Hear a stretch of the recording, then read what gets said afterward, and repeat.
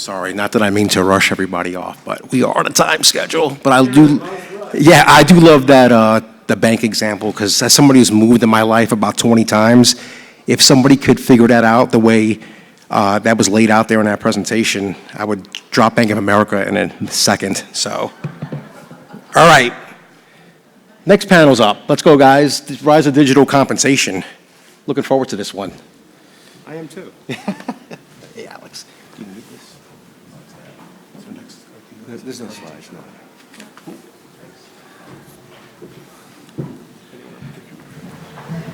Okay, nothing like staring into a bright light.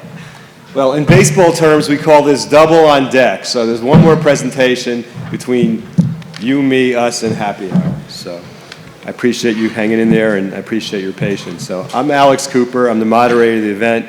In a moment, I'll introduce our two panelists. Let me just say this. It's like a caterpillar that's been chopped up. We have 3 panelists. We had COVID. We had one more panelist here. Anyway, we're happy to be here today. So let me start by giving a little bit about my background, and then we'll let the panelists introduce themselves as well. So first of all, it's my first MPC event. I'm excited to be here. I'm also excited. I'm an entrepreneur. I've been in payments and fintech for a long time. Just to tell you how long it was, I sold my first company to a software company called Raw Systems, literally in this plaza. I spent 2 years living out of this hotel. Haven't been in this hotel in 22 years, and it's just a great milestone to be here. And so I've had 3 startups. I currently work for an Alpharetta-based company called Ingo Money.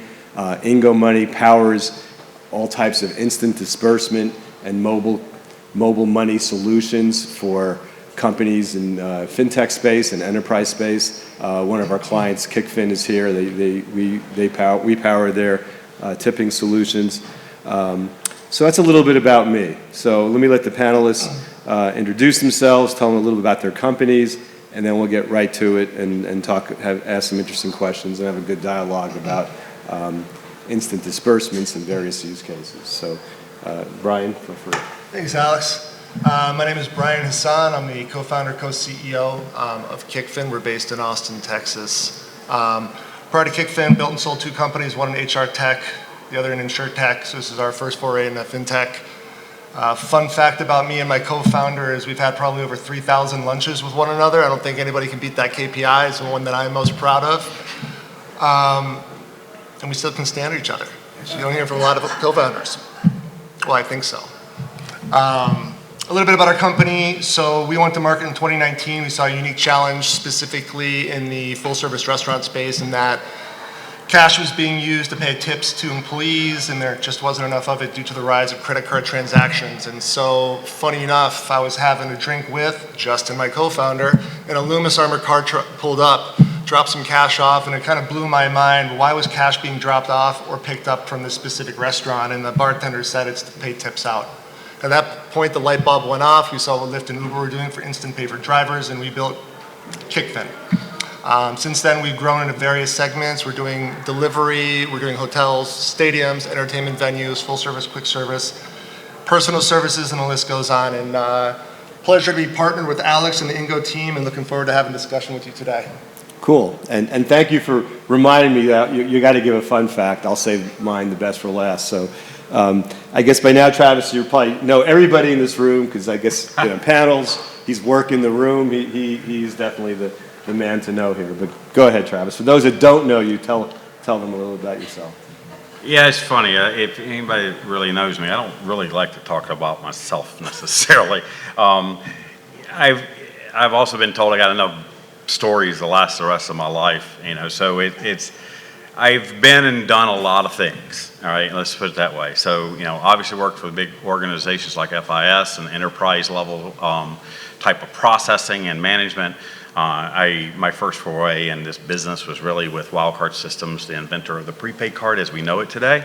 And so I've just been around a while and seen a lot of different things, even dead bodies in vaults when we're taking out insolvent banks during the economic collapse. So if you want to know those stories, we can talk later, right? So, those are kind of the funny side of things, but seen a lot, done a lot. Had my recent fintech, which was a community bank processor for real-time payments. Exited that in 2020. And so now I guess I got an advisory firm because people keep calling me, asking me for help. So I guess that's what it amounts to. All right, and fun fact? I found a dead body in a vault.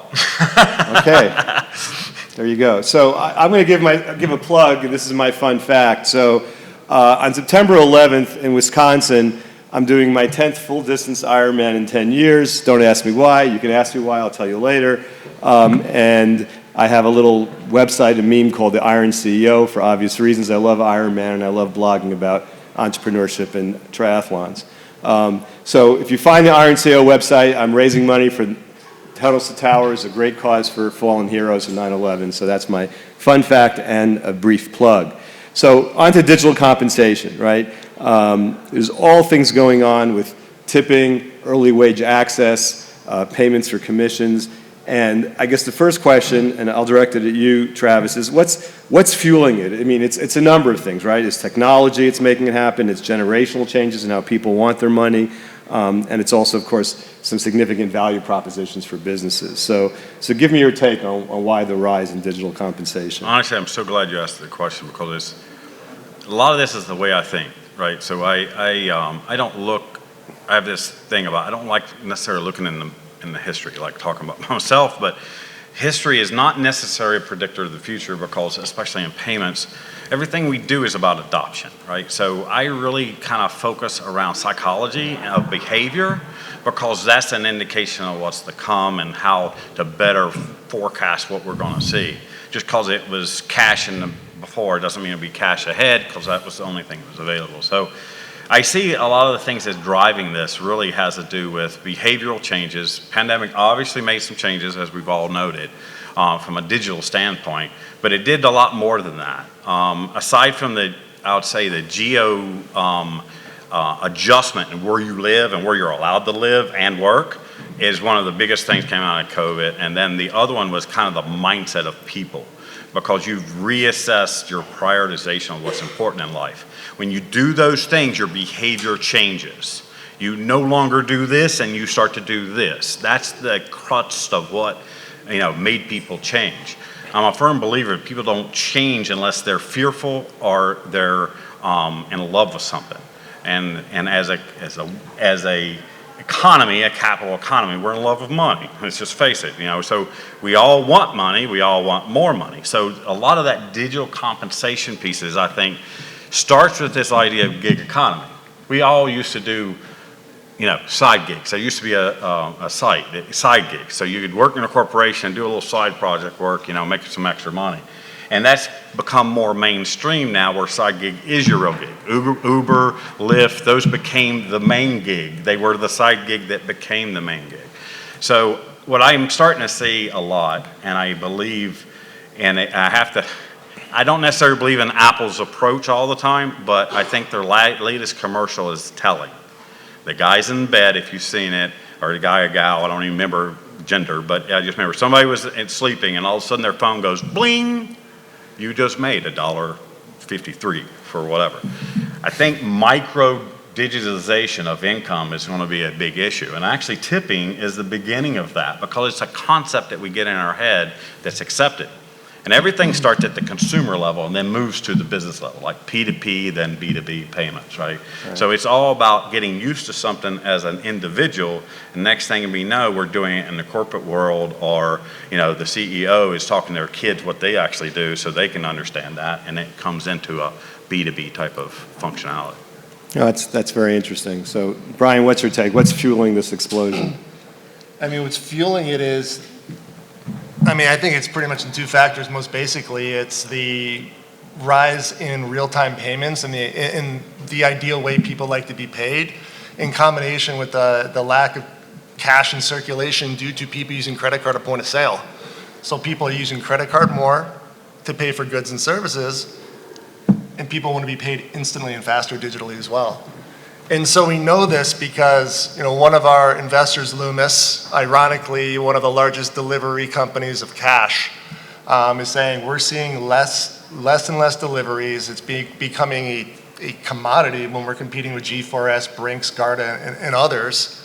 And we need to shift our way away from thinking about selling cash and transit cash to delivery services and selling hardware like their smart safe products. And in order to do that, we need to have a digital solution to sell these products. And we're noticing that they're having a corporate initiative and pushing this product forth because they're seeing the digitization of cash affecting their core business as a multi-billion-dollar company. So, I mean, there's a myriad of factors, but I think it has to do with the growth of credit card transactions and the expectation of being paid instantly. Great. So, I mean, there's clearly obviously there's benefit to the recipient, right? To the restaurant worker or the hourly worker. But there's a value proposition that you're creating that benefits, your merchants, the restaurants in this case as well, right? And I think that's another part of the equation. So why is this resonating so much, and why is it just, again, taking off from your merchants and businesses' point of view? I think you get anything from me, I like to break things down very simply. I think there's really two reasons. There's probably 100, but let's break it down to two reasons. Number one, you see a lot of these hospitality employers, and actually we're non-hospitality as well now. The employees are expecting to be paid in real time and daily. So the employer needs an instrument to do that because there's lack of cash in circulation. They don't have the ability to pay them in cash. So that's number one. Number two is, sit back with a hotel or a hospitality operator and look at how they're handling cash, from receiving it upon delivery, keeping a safe count, tracking cash, sorting cash, handing cash out, having employees sign off for cash, and keeping an audit trail of cash. It's mind-blowing, the sheer amount of time they need to spend. We work with many banks' treasury departments because what their goal is, they're kind of consolidating bank branches because they're trying to keep foot traffic out of the branch. And a lot of the foot traffic from these merchants are to pick up cash. So by digitizing cash and paying it out to many of their merchants, it's reducing foot traffic for the bank. It's increasing profitability on a per branch basis. And so that's why I see the benefit being both to the employer and the merchant as a whole in those two primary silos, if you will. Yeah, that makes sense. And I want to footnote on something that Travis said. I've been in the underbanked financial services space for a long time and believe very much in social impact. And, I think I'm a smart guy. It's like, boy, early wage access, that was just such a simple idea. I could have got rid of all these payday loans and all the check cashers and all the loan sharks. But why did it just happen now? Or there's a great company in Atlanta called Greenlight that does prepaid cards for kids, and that idea's been around for ages. But I think the important thing is there's this confluence, right? It's now something that people want. There's an acceptance of the technology, but again, it's not just the technology. It's not just customer adoption. It's the confluence of people getting to the point where it's now the right time and opportunity. And I think those are some of the factors that it's happening with, right? So Brian, let me ask you, you started with tipping. It's a great story. You saw somebody rolling up in a Brinks truck with a lot of cash and aha moment came up, right? What other verticals are you looking at? I'm guessing as an entrepreneur, you're always thinking about what's next that you want to expand into. Yeah, so I'll touch on EWA, not EWA. And the reason for not EWA is because the market for that product is heavily saturated, and there are about 3 or 4 core players that I think dominate, and I think any new entrants today are going to have an uphill battle because it's going to be very hard to differentiate.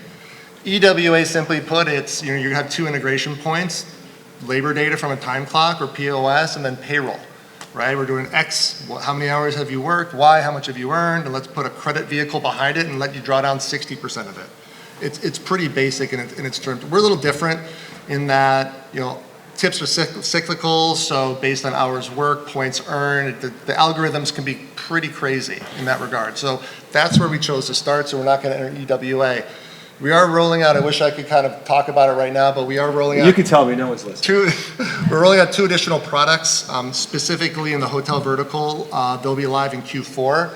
That we're really excited about. That's really going to take what Kickfin's doing in the full service restaurant space and actually providing the ability to access tips by non-food and beverage employees. So we're going to be getting to that, rolling that out in beta November of this year.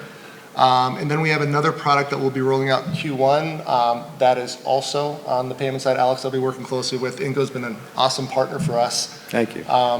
But yeah, we're not stopping simply with tipping. Tipping is a great use case because essentially what we've done is we've solved an operational pain point, and by solving that operational pain point, we have 100% participation by restaurant staff. When you look at EWA, you have typically 2.5% to 3% participation, which forces EWA providers to go upmarket and enterprise. And so now you have a ton of low-hanging fruit here. We can generate as much profitability from an SMB client as many of these EWA companies are generating in enterprise. So we love hunting down all the way downstream to SMB. We are working with the third largest hotel chain with this new product that we're rolling out in beta in Q4 at their corporate non-franchise stores. But I will say we're focused on tipping. We are the leading tipping company. Transaction volume was #1 in 2021 for tip disbursements in the United States, according to Visa data. And we're going to stick to that swim lane, and we're going to iterate additional products around the pure tipping digital compensation product that we have in market today. Cool. So Travis, you're my futurist, my strategist, and a couple otherists. So where does your crystal ball say the other interesting use cases are going to come from if EWA is a bit saturated? And then I kind of agree with you. You know, I'm a firm believer that you got to fix a problem. You fixed a problem. There's money with cash. You got waitresses that are 21 years old walking out at 2 o'clock in the morning with cash in their pocket. There's all kinds of problems with that. We early on in my venture with Process, and we entertained those ideas with those use cases, and it's a real problem. So I think you have to solve a problem, but I also believe that, you know, everything's an evolution. And in this business, it's about cracking the nut and cracking something open. And so I see early wage was, you know, in a way I see early wage as more is, some will hate me for this, payday lending after regulation, right? or after the CFPB, right? And so, you know, they came down heavy on that market, so it just evolved differently. So it ended up in the business side of things, and it's still, you know, some form of payday, you know, you're getting your paycheck early, right? So it's the same concept. Again, I go back to the psychology of the customer. And so tipping has always been a cash thing. It's always hard to, you know, track and keep up with, and money's dirty and all these other factors that, you know, there's real problems that Brian's solving here. So I do believe those are steps in the process. As an entrepreneur, you look at things one way, right? You look at market opportunity and things like that.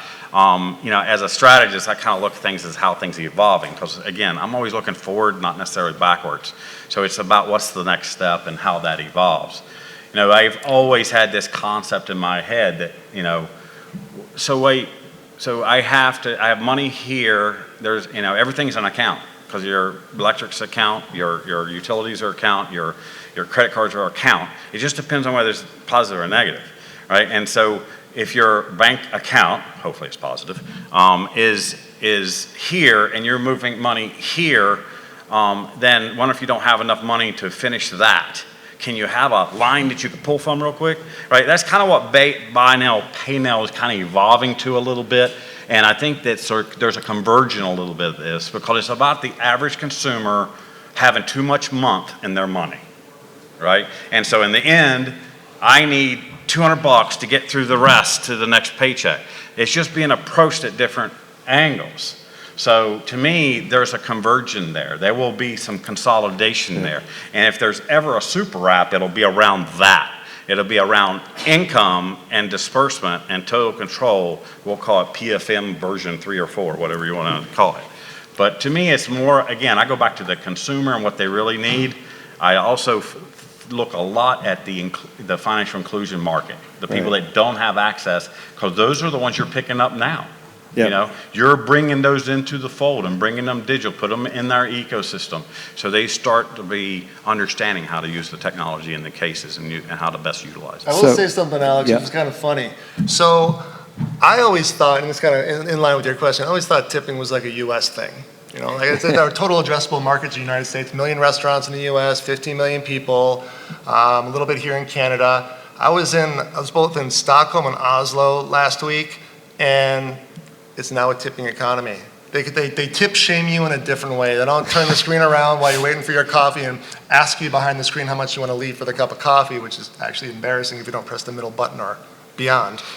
But no, they actually they're at the table and they put the amount of the bill in, and this is, again, Scandinavian countries, and they're saying, please enter the amount that you'd like to actually pay on your tab, which is how now the Scandinavian countries are approaching, how do we tell you to leave the tip without telling you to leave the tip? So what's remarkable about that is I thought Scandinavia was the last frontier, notoriously like the anti-tipping culture. I apologize if there's anybody from the Nordic countries in here. It was awesome. It was an awesome trip. But we're seeing the TAM expand dramatically, not just in segments, but like how the Scandinavian countries are using tips as a form of digital compensation to go above and beyond what they're paying their employees. So I think that's pretty remarkable. So I just want to add some Yeah, no, that's thoughts very cool. Also a good segue. So, the big buzzword, I'm sure it's been talked about today, and it's talked about every day, is embedded finance, right? So what does that mean to you? Embedded payments and embedded finance. Yeah, so I think what's really interesting and an opportunity in general is if you think about like a lot of hospitality employees, let's kind of rewind like old school. And I guess half the people in the room here have worked in hospitality at one point in their life. All right, it's like 7 out of 10 Americans, but everybody looks pretty proper here, so we'll call it 50-50. So half the people in here worked hospitality. You guys got cash tips before, but what's happening now? You're not getting as much cash tips. These people like to underreport typically. They even underreport credit card tips. It's up to the operator to report them. But what Kickfin has in terms of data is we know actually what they're getting tipped. ADP may not actually have the employee's true earnings. They may have just what's being reported. But guess what Kickfin has? Kickfin has all of that data. We know exactly what state that employee's in or what municipality they live in. So we can peg the minimum wage to the amount based on what we perceive they're earning. We know dollar for dollar how much they're being paid out in tips. It allows us to paint a financial picture for that individual clearer than any payroll company or bank could. What does that allow us to do? Let's think about the hospitality employee, very underbanked, underserved, very debt-laden individuals for the most part. So this provides us the ability as we kind of think forward is what sort of credit, lending, insurance-related products can we deliver these employees based on the data that we hold. So as we start looking at into embedded finance, I look at using embedded finance tools to provide products, non-EWA, again, back to my comment earlier, to these employees that can deliver credit, lending, and insurance products that they normally would not qualify for because that ADP pay stub is not necessarily showing what their true earning potential is, and we have it. So that's why I'm really excited. This is above and beyond what I was talking about with Q4, Q1 next year. It's a little credit building almost. Yeah, absolutely. No, I think it's exciting. I'm going to ask and answer my own question because I like to be a panelist too. Is tip disbursement certainly wage a gateway drug? And the answer is yes, but it's a good gateway drug. So there was a recent announcement.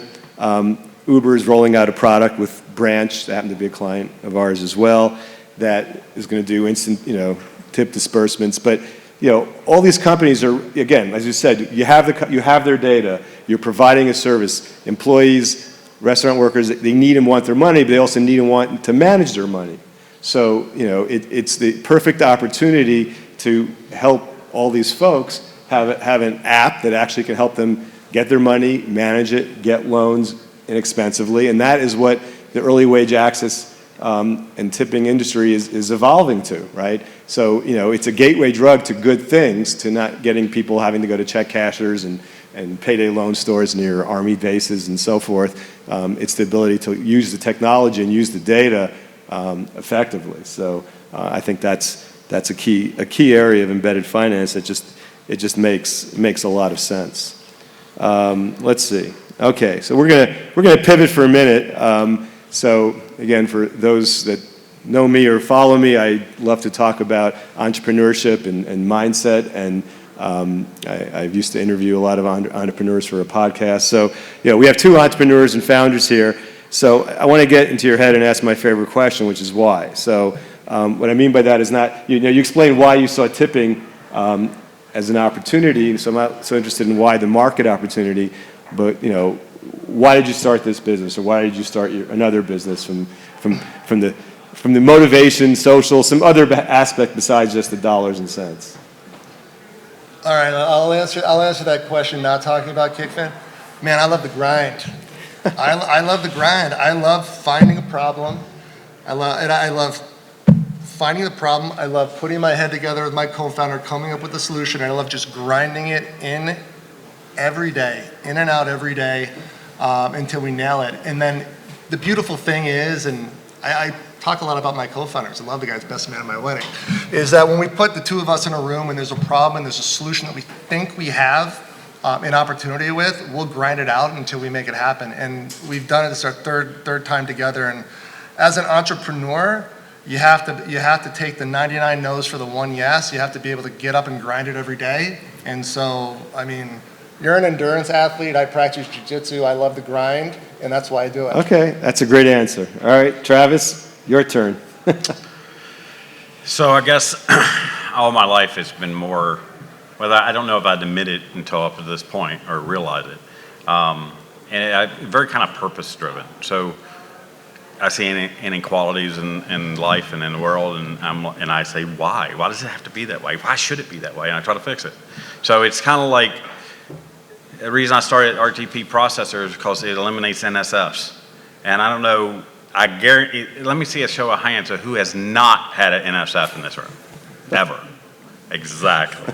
And how many of you have had the double or triple whammy, where you end up getting a $5 charge that causes basically 3 of them, and you're paying $90 for that, right? So, you know, you even see banks now starting to back off their NSF fees because they know it's coming with real-time payments anyway, right? And so I saw that as a benefit, so that's why I bit the bullet, kind of left the corporate world and looked to solve a real problem. And so I'm all about solving problems. Cool. And that affect people. Well, again, I'll answer my own question, then I'll throw it open to 1 or 2 questions. So years ago, after this first company that I sold, investor asked me, with my second company, I was trying to raise money, well, why did you start that company? And at first I said kind of the same answer you did. It's like, well, I saw a problem that I knew I could help solve. No, but why that? It was a bill payment company for underserved people. And I said, you know, the reason is that I'm a child of an immigrant. I never really thought about it, and I think, you know, this is going back 25 years. Immigrants matter, and this is a way to make it easier for immigrants to get, you know, financially sound. So that was my why at the time. We all need the why to get up in the morning. We all need the why. And we need the why not also, right? So anyway, we have a few minutes left. Any questions? Deborah? Brian, I have another problem for you to solve. Just putting the bill in the restaurant just drives me crazy. But I did have a question about, apparently you're not reporting these tips as taxable income, but would you be worried that in a very mean-spirited move, the IRS might identify this as a nuisance, and then people want to go back to cash so they can make an income? Yeah, so the answer to that question is we don't do anything regarding like the calculation of tax liability or the remission of those taxes to local or state or federal governments. What we do is we serve as a means of payment. The ultimate responsibility for reporting falls on the actual restaurant. Now, restaurant best practices have been to report now because they know 90 to 95% of transactions are done by credit cards, and they know that their friends have been audited and the friends have pulled reports from point of sale, and they know that the state and federal agencies don't go after the employees because the employees don't have the money to go after the restaurants. So we're seeing like now best practice restaurants are requiring the employees to fully report. There are some restaurants still that put the reporting on the employee, and they go into POS and they declare their tips as received. But from Kickfin as a company standpoint, we're not doing any of the calculations or remissions of taxes. That all falls on the employer. It's just whether it's from a credit card. Yeah, it's all, and the thing is too, it's like, and that mindset has changed. Even the employees now have been thinking, you know, when they went to go file for unemployment during COVID, they weren't getting the benefits that they expected they should be getting because they were turning their pay stub into the government. So I'm not saying everybody is dotting their I's and crossing their T's and reporting every single red cent. They're not. But at the end of the day, it's up to the individual operator to police that. Because you think about that as a company that's not doing calculations or remissions, we can't police every keystroke that an employee makes in reporting their own tips. My hairdresser stopped accepting Venmo tips because they were going to be taxed. Yeah, well, they are. They're going to report it. Any last question over there? Like restaurants that are giving out the tips to the employees. I mean, I know you were saying like you can't force the employees of the restaurant and all that, but you know, the IRS does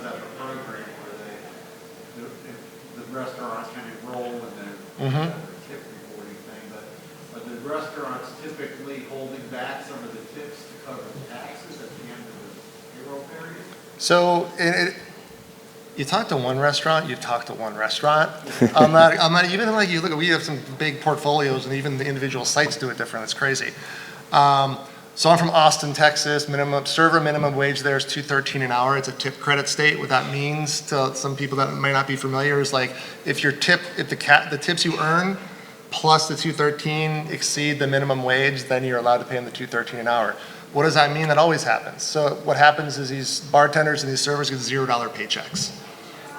And so they settle up at the IRS at the end of the year and they're 1040 easy. It's common. I would say there's 45 or 46 tip credit states. So those just get a negative paycheck? It's actually, they can't get it's a $0 paycheck. They get a zero paycheck? Right. And it reports on the pay stub negative? Yeah, it will, I can't speak for how individual payroll companies actually print pay stubs, unfortunately. Great. Thank you very much. Thanks, appreciate it.